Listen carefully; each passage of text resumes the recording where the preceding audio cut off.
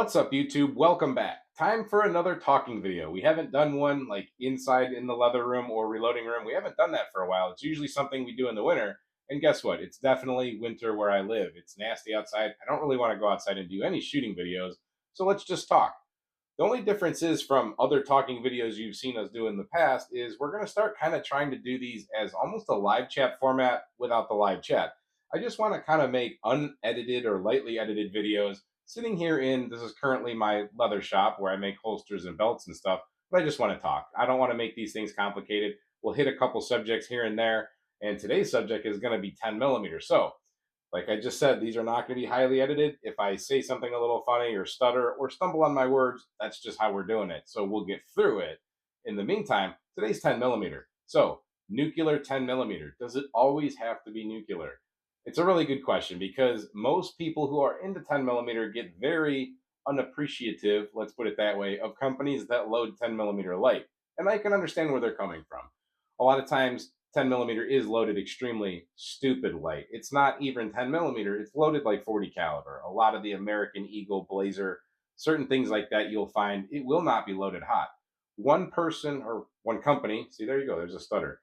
One company that gets good credit, a lot of credit, would be SIG. Their range ammo is definitely legit 10 millimeter, 180 grains, I believe, going at 1250 feet per second, possibly 12, but it's good stuff. Everybody else seems to do a pretty crappy job, unless we're talking about double tap, Underwood, area ballistics, Buffalo Bore, things like that. There are companies that do it right, but most of the big manufacturers do not.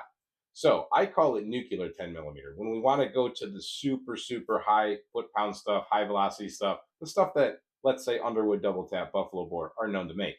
That's nuclear 10 millimeter. It's on the edge. Trust me. It's very high up there when it comes to the borderline, I would say, of pressure. Now, I don't have pressure gauges on these devices they're shooting it out of and on the cases or anything like that. So scientifically, I'm talking crap. But I know pretty much that these things get high pressure, especially 10 millimeter.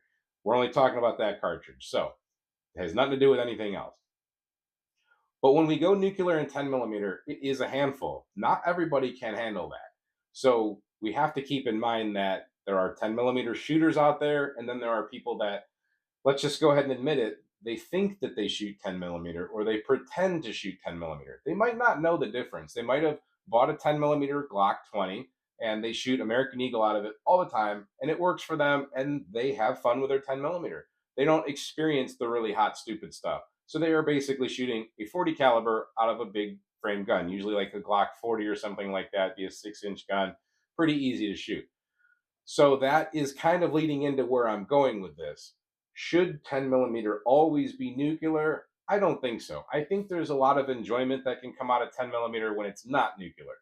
However, it should be disclosed whether it is very good 10 millimeter or more of a light range ammo. There are certain 9 millimeter, I think, and other cartridges, but I know 9 millimeter for sure. They make a 9 millimeter light. I think it's Hornady, maybe it's a defensive round, but it's made to go out of the barrel light so that it's not a heavy recoiling option for people who are recoil sensitive.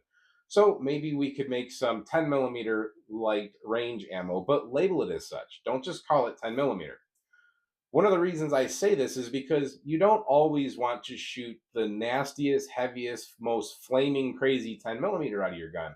If you're training with your defensive firearm, like you should, and you're practicing and you're making sure that things work, you don't want to beat the crap out of your gun or yourself constantly all the time. And that's what you're going to do if you always put the hottest reloads or the hottest factory ammo through your gun all the time. You'll wear down some parts a little quicker. You might blow your gun up if things go wrong, but in general, you could develop some bad shooting habits.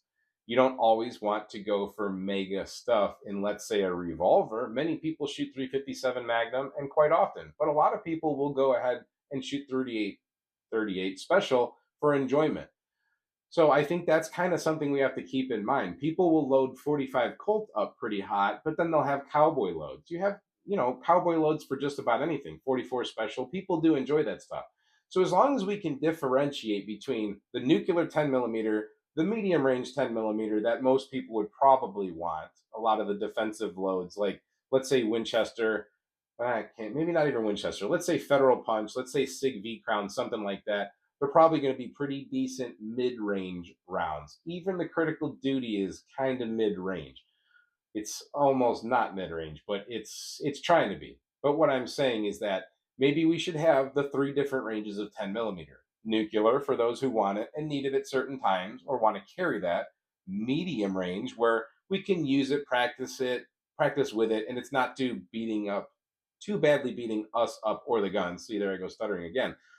But then we should definitely have the light stuff for people who don't want to necessarily have a torturous range session all the time, or they just want to enjoy a gun. Maybe they want to take a gun to class and they want to work on their shooting fundamentals, but with the gun that they always use, they can practice and learn on something light, and then they can go up to something hotter that they want to carry. Or when they're ready to practice with the hotter stuff, they can do that.